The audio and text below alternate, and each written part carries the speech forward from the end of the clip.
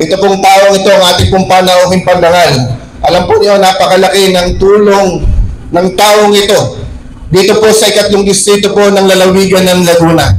Alam po ninyo, nung ako po ay nanunungkulan pa bilang alkalde ng lungsod na San Pablo, biglang gumuho ang tulay dito po sa barangay Santa Ana. Napakalaking halaga ang kinakailangan para muling magawa ang tulay sa barangay Santa Ana. Dahil ito po ay naglilink ng halos 10 barangay sa lungsod po ng San Pablo. Alam po ninyo, ito pong tao pong ito ay hindi po nag-atubili at talaga namang hindi ako nagdalawang salita.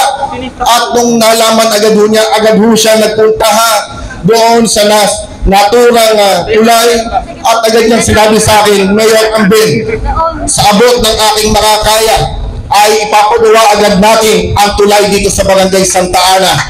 At ngayon, ako po ay talagang hindi ko alam kung nagkataon lamang. At dito po sa barangay Bangyas, alam naman nun yung barangay Bangyas, ang dami hong namamatay po doon. Di po ba?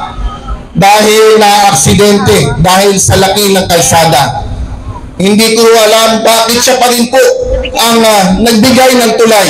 At hindi rin ako nagdalawang salita. Kaya naman po, kung hindi po ako magkakamali, by early June ay sisimulan na po ang footbridge dito po sa barangay Bangyas sa pangunguna po ng ating pong minamahal na Senator Lawrence Bongo.